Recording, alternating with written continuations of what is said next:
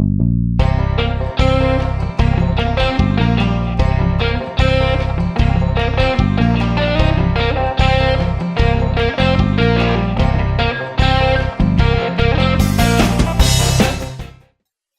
my name is J.J. Jones, and I'm the Area Ag Economist for the Southeast District of the Oklahoma Cooperative Extension Service, and I'd like to welcome you to Oklahoma State University's Meat Goat Production and Financial Calendar video series. Today we're going to start and talk about what the financial side of our operation and what we can or should be doing during the months of January and February. The start of the year is a good time for reflection and new starts. It is the time of the year when production is generally slow and we have more time that we can use for evaluating the previous year's performance and planning for our new year. We can start to pull together and summarize the previous year's records and use these records to review and analyze that last year's performance. Did we accomplish what we wanted to accomplish? Did we meet both of our production and our financial goals? The start of the year is also a good time for starting new things or reviewing and updating old methods, like renewing or starting an inventory list or starting a new record-keeping system. Let's talk about an inventory report.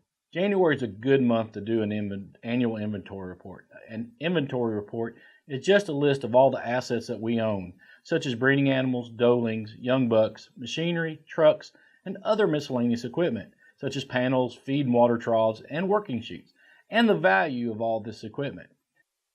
This inventory report can be useful in several ways. First, it lets us know exactly just what we have and its value. It identifies new purchases and compared to previous year's reports and gives us an idea of the value of our operation. Second, we can use this report to help us build the operation's balance sheet. The balance sheet is the first thing a lending institution is going to ask for when you try to obtain a loan.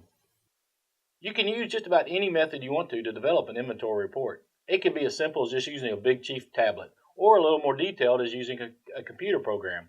Now, when searching for inventory templates, most are for non-farming operations and don't exactly fit what we're trying to accomplish.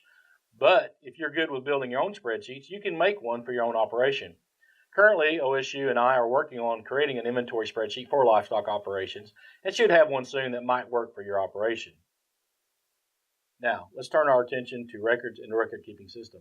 The start of a new year is a good time to start analyzing the performance of our operation. And the way we do this is by using records. Records are the key analytical tool that we can use for management of our operation.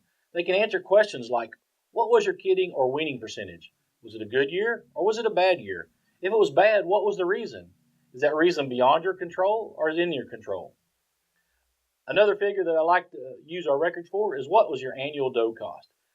This is a figure that I think most producers do not honestly know the answers to, but it is very key to the profit of the operation. Most producers do not quite understand what it costs and what it takes to actually feed and maintain and operate a doe from January to December. Also, by using our records, we can look at how much we spent for hay, feed, and vet. Hay and feed typically represent 60% of the cost of raising livestock. By knowing your costs, you can possibly identify inefficiencies and costly overspending in your operation and make changes to correct them. Vet costs are also important cost to analyze. Typically, the majority of our vet costs are going towards our parasite control and treatment. Records help us determine if we met our goals for our operation. Did you meet your production goals, such as kidding and weaning percentage? If not, why? What was the reasons for this? Is it something, again, beyond your control, or was it something that we could change? Did you meet your financial goals? Did you sell enough kids? Did you receive the price you needed to be profitable? Records can answer all of these questions. So what if you don't have a record-keeping system or really don't like the one you have? The new year is a good time to make a change. Often trying to start a new record-keeping system in the middle of the year is difficult. If you're sitting in the middle of June and you have to go back and enter 6 months of old records, sometimes that gets tedious and doesn't get done. And therefore, our record system is not right, and we don't like that record-keeping system. By starting in the new year at the start and starting fresh gives us a fresh start for our system as well. When we talk about record-keeping system, there's two choices when considering record-keeping systems, handwritten or computer. Both are useful and good enough to keep the minimum needed records. But the difference is computerized record-keeping systems will do the math and do the summaries for you. So it doesn't really matter which system you use as long as you use a system. There are two types of records that we need to keep, production and financial. Production records are the records we can use to help us identify shortcomings in our production practices, while financial records help us analyze the revenues and costs of our production practices and help us prepare our taxes. When finding a production record-keeping system, you need to make sure that you find the one that fits your needs and generates the information that is useful to you and your operation. There are several commercially offered production record-keeping systems available. Some are geared more towards purebred operation, some are web-based, some are more user-friendly. One thing is in common with all these, they all require input from you, the producer. So buying one and not using it is just as bad as not having one. So again, when you go looking for production record-keeping systems, find that one that matches up to what you're trying to, the information that you want and trying to accomplish. If you like creating spreadsheets, you can create your own spreadsheet record-keeping program. Now, typically, these spreadsheets or these type of record-keeping programs only focus on one type of the operation or one side of the operation, like the OSU Kidding Spreadsheet, available on our website, meatgoat.okstate.edu. This spreadsheet focuses on the kid production and helps producers evaluate doe performance based on a single kid crop. It has producers entering kidding and weaning weight information for each doe and then adjusts that weaning weight to a 90-day weight based on multiple factors such as age of the kid, days weaned, number born, and age of doe.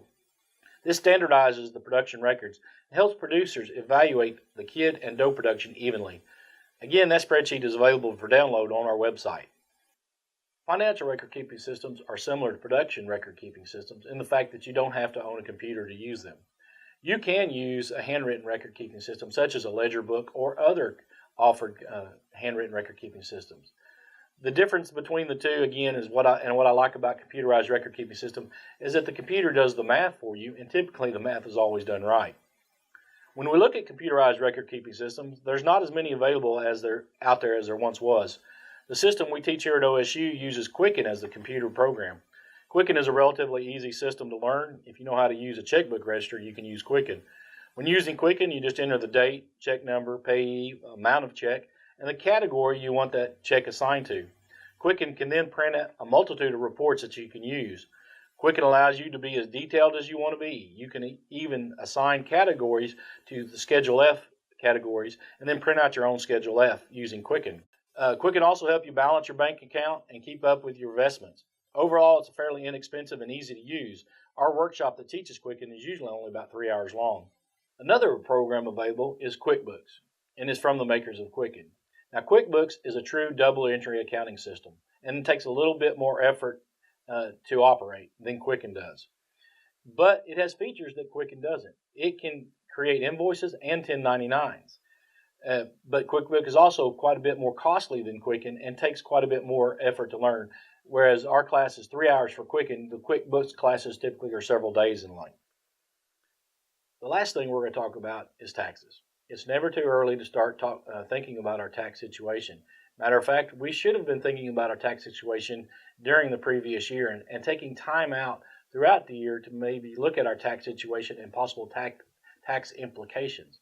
Because once the new year rolls around, it's quite hard to actually fix some of the issues that we had in the previous years.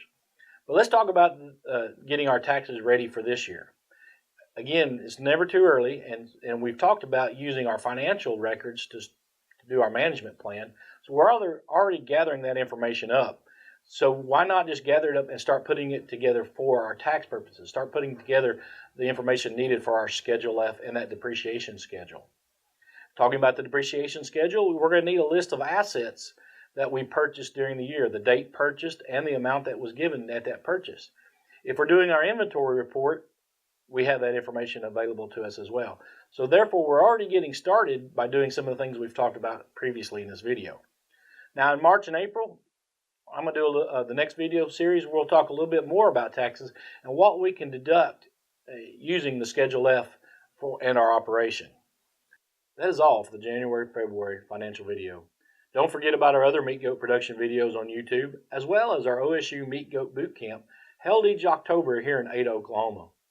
If you have any questions about things discussed in this video or have any questions about meat goat production at all, please email us at the email listed on the screen. And for that, thanks for listening, and we'll see you next time.